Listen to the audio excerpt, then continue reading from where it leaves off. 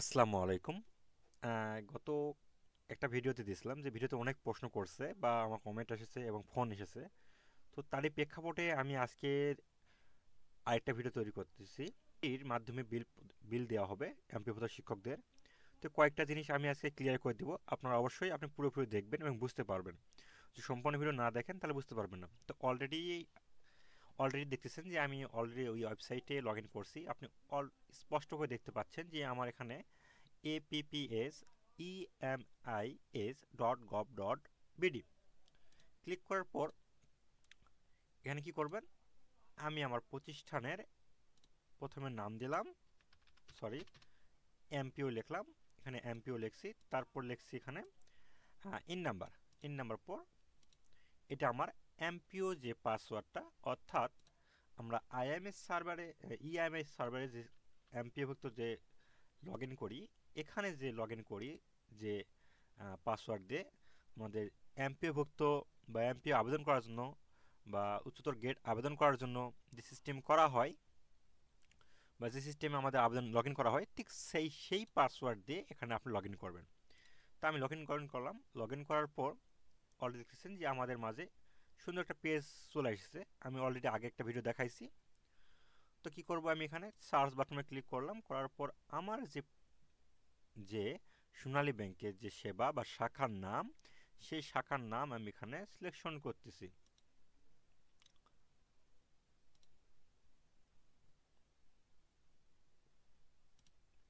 Selection করার পর এখানে সেভ বাটনে ক্লিক করলাম। সেভ বাটনে ক্লিক করার পর দেখতেছেন যে অলরেডি আমাদের ডাটা সব চলে আইছে। অলরেডি ডাটা সব চলে আইছে, সমস্ত কিছু ডাটা চলে আইছে। আমাদের শিক্ষক যে কজন আছে, শিক্ষক কর্মচারী, এটা সমস্ত ডাটা তাদের চলে আইছে। তো সেগুলো আমি এখন তথ্য হালনাগাদ করব। তো প্রথমে কি করব, আমাদের প্রথমে যা ভাবতে হবে সেটা হলো আহ, আমাদের বিশেষ করে ভাবতে হবে যে আমি একটা একটা এক চালু করি, একটা ফাইল চালু করি। একটা ফাইল চালু করলে আপনি বুঝতে পারবেন। আচ্ছা, প্রথমে একটা ফাইল ফাইল চালু করলাম, কর্মরত, সেভ দিলাম। দেওয়ার পর ঠিক আপনাদের মাঝে এরকম একটা ইন্টারফেস শো করতেছে। তো এই যে পেজটা শো করতেছে, তো এই পেজটা সম্পূর্ণ ফিল করব। চলুন। তো প্রথমে কি হয়েছে, ইংলিশ নাম, আমি ইংলিশ নামটা এখানে দিলাম। এই কোনো কিছু ক্লিক করার দরকার নাই, মানে আপনি লেখার দরকার নাই, শুধু এখান থেকে আপডেটে হালনাগাদ ক্লিক করুন। যখন এখানে স্টার চিহ্ন আছে প্লাস আপডেট বাটন কাজ করতেছে না, তাহলে অবশ্যই এগুলো ফিল করতে হবে। তো এখানে নাম দিতে হবে মোহাম্মদ। আমি এখানে নাম দিলাম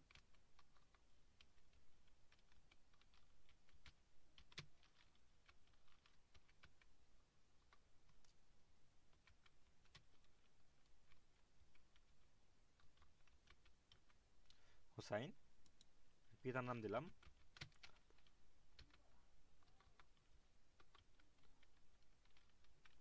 আবু তাহের। মায়ের নাম দিলাম, সরি, এখানে শুধু ইংলিশে নিতে হবে।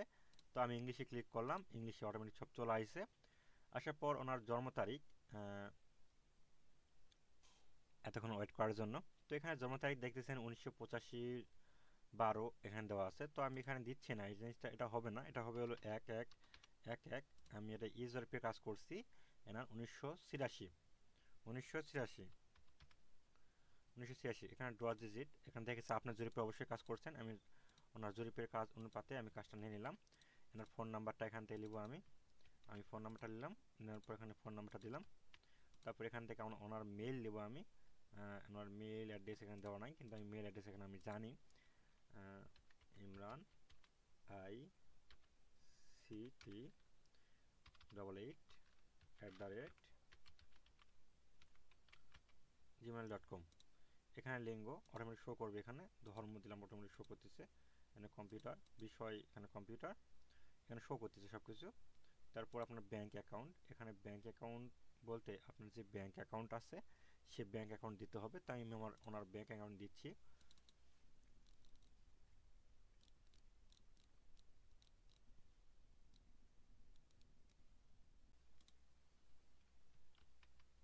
ওনার ওনার ব্যাংক অ্যাকাউন্ট দিলাম, ওনার যে নাম সেই নামটা আমি দেব। কি বলা হয়েছে এখানে শুধু হিসাব ইংলিশে, এখানে অনুগ্রহ করে 13 ডিজিটের 17টি হিসাব নম্বর ইংলিশে লিখুন। অবশ্যই এখানে ইংলিশে লেখা হয়েছে। এখানে সরি, এখানে এখানে নাম হবে, হিসাবদারির নাম হবে। আচ্ছা, এখানে এখানে বলা আছে ব্যাংক হিসাব নাম্বার ইংরেজি অক্ষর ব্যতীত অন্য কিছু লেখা যাবে না। তো ওনার যে নাম, এই নামটা ওনার ভুল ছিল, পরে ব্যাংক থেকে সংশোধন করা হয়েছে, সংশোধন করে নেওয়া হয়েছে। তারপর দেখা গেছে যেখানে 10 পে কোড অটোমেটিক যেটা সেটা বেতন চলে আসবে, যেটা শো করতেছে না। ওনার বাসা হচ্ছে গোবিন্দগঞ্জ।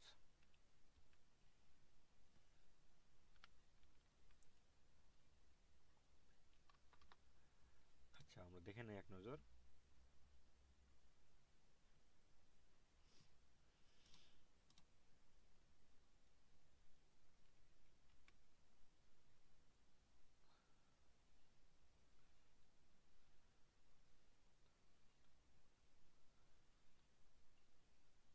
গাইবান্ধা এটা হবে।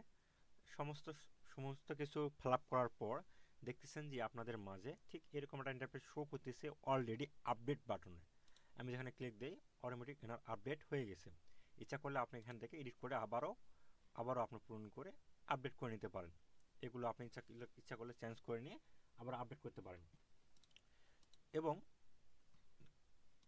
এবং এখানে ইচ্ছা করলে আপনি এখান থেকে প্রিন্ট আউট করে সেই শিক্ষকদের হাতে এটা দিয়ে দিতে পারেন যে আসলে আমি এটা তৈরি করছি, বিদ্যমান এটা সংশোধন শো করতেছে না, আপনি হাতে লিখে নিয়ে নিতে পারেন যে সব ঠিক আছে কি না। তো অলরেডি বুঝতে পারছেন। তো এখানে বিশেষ করে যেটা দেখতে হবে সেটা হলো আপনাদের আমাকে একটা শিক্ষক ফোন দিছিল, সেই শিক্ষক অনুযায়ী আমি যদি এখানে ক্লিক দিই, আমি দেখাই ওনার হচ্ছে সরি, উনি মানে সাবজেক্ট অনুযায়ী যে টিচার, সেই টিচারের দেখা গেছে যে এখানে সাপোর্ট করতে পারছে না। তা আমি এর একটা দেখাচ্ছি। এখানে আমি মিজানের উপর ক্লিক করলাম, করার পর দেখুন কর্মরত এখানে ক্লিক করলাম।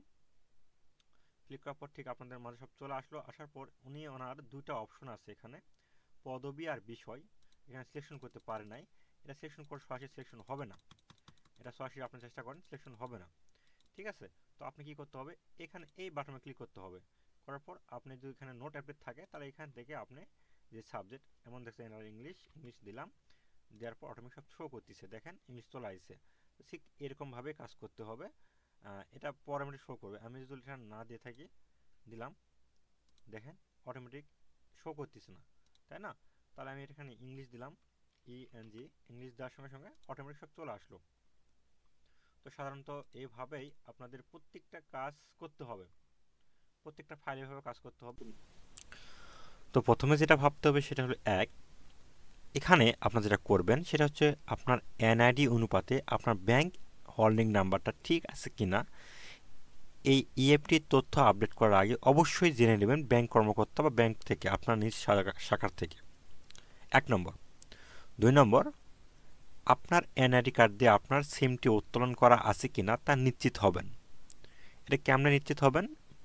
আপনার ফোনে গিয়ে আপনি যে নাম্বারটা ব্যাংকে বা ইএফটিতে প্রদান করবেন সেই সিমটাতে 1600#1# দিয়ে কল করবেন। কল করার পর আপনার আইডি কার্ডের শেষ 4 ডিজিট চাইবে, যার পর আপনি সেই 4 ডিজিটটি আপনি ওখানে ইনপুট দিবেন। দেওয়ার পর আপনার ফোনে একটা মেসেজ আসবে, যে মেসেজটা আপনাকে দেখতে পাচ্ছেন স্ক্রিনে অলরেডি।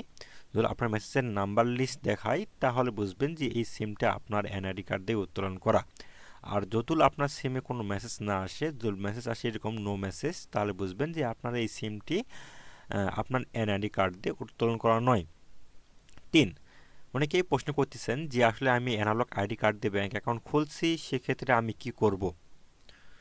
এটা 1 নম্বর কথা, যে আপনার নতুন যে আইডি কার্ড আছে সেই আইডি কার্ড গিয়ে আপনার ব্যাংক কর্মকর্তা বা ব্যাংক শাখায় গিয়ে আপনি যোগাযোগ করে এই আপনার আইডি কার্ড দিয়ে, নতুন এনআইডি কার্ড দিয়ে আপনি তথ্যটা হালনাগাদ করে নেবেন। দ্বিতীয় প্রশ্ন, দেখেছে সিম আমার, কিন্তু এই সিমটা দিয়ে আমার আইডি কার্ডে উত্তোলন করা নয়, অথবা আপনার পারিবারিক কারো হাত দিয়ে সিমটা উত্তোলন করা হয়েছে। সেক্ষেত্রে তো আপনি কি করতে পারবেন? সেক্ষেত্রে আপনার পারিবারিক যে যার হাতে সিমটা উত্তোলন করা তাকে নিয়ে আপনি নিজ কাস্টম কেয়ার বা আপনার পার্শ্ববর্তী সেই এজেন্টে যাবেন, সিম অপারেটর এজেন্টের কাছে যাবেন, গিয়ে আপনার সিমটা ওনারশিপ করে নেবেন, আপনার নামে হয়ে যাবে। আরেকটা প্রশ্ন যেটা হচ্ছে যে অনেকে প্রশ্ন করতেছে যে নতুন যে এমপিওভুক্ত শিক্ষকগুলো আছে সেগুলো কি এখানে অ্যাড হবে? হ্যাঁ, এগুলো অলরেডি কিছুক্ষণ আগ থেকে অ্যাড হয়ে গেছে, আপনারা চেক করে নিতে পারেন। দ্বিতীয় কথা, সাধারণত যেগুলো ব্যাংক অ্যাকাউন্ট থেকে আমাদের তথ্য চেক করব কেমন করে, যে আমারই নামের সঙ্গে এনআইডি কার্ড অনুপাতে আমার ব্যাংক হোল্ডিং নাম্বার আছে, এটা আমি চেক করব কেমন করে? এটা এক নম্বর প্রশ্ন। সেটা হচ্ছে আপনাদের যদি সোনালী সেবা ব্যবহার করে থাকেন, সোনালী ব্যাংক হয়ে থাকে, সেক্ষেত্রে আপনি সোনালী ই সেবা নামে একটা অ্যাপস আছে, সেই অ্যাপস ডাউনলোড করে আপনি সেই অ্যাপসের মাধ্যমে আপনি দেখতে পারবেন যে আপনার হোল্ডিং নাম্বার কোন অনুপাতে আছে বা কোন নাম দেয়া আছে। যদি আপনার পূর্বালী ব্যাংক থাকে তার পূর্বালী ব্যাংকের অ্যাপস আছে, যদি অগ্রণী ব্যাংক থাকে তার অগ্রণী ব্যাংকের অ্যাপস আছে, সেই অ্যাপসের মাধ্যমে আপনি দেখতে পারবেন। আশা করি মোটামুটি আমি ভালো উত্তর দিয়ে দিয়েছি, আপনারা বুঝতে পারছেন। তা বাদেও সমস্যা যদি হয় তার অবশ্যই আপনার স্ক্রিনের উপর আমার হোয়াটসঅ্যাপ নাম্বার আছে, সেই হোয়াটসঅ্যাপ নাম্বার দিয়েই আপনি যোগাযোগ করবেন বিশেষ করে। তো ধন্যবাদ, আজকে ভিডিও এই পর্যন্তই। পরবর্তী ভিডিও দেখার জন্য বিশেষভাবে অনুরোধ রইল ও আমন্ত্রণ রইল। আর যদি আমার ভিডিওটি ভালো লেগে থাকে তাহলে অবশ্যই আপনাদের কাছে একটা পাওনা থাকবে, সেটা হচ্ছে সাবস্ক্রাইব। আপনি সাবস্ক্রাইব করে রাখলে আপনাদের সুবিধা, নতুন নতুন ভিডিও যখন আসবে আপনি দেখতে পারবেন এবং সুবিধা পাবেন। সেক্ষেত্রে বিভিন্ন এরকম টেকনিক্যাল ভিডিও দিয়ে থাকি আমি, স্কুল, কলেজ, মাদ্রাসা বা ইত্যাদি বিভিন্ন টেকনোলজি ভিডিও আমি এই চ্যানেলে দিয়ে থাকি। সেক্ষেত্রে অবশ্যই আপনার চ্যানেল থেকে ঘুরে আসতে পারেন আমার চ্যানেল থেকে, এবং সব সহজেই বুঝতে পারবেন। ঠিক আছে, ধন্যবাদ। যদি ভালো লাগে সাবস্ক্রাইব করবেন, আর না লাগলে আপনি সাবস্ক্রাইব করবেন না, এতে আমার জোর নাই। ঠিক আছে।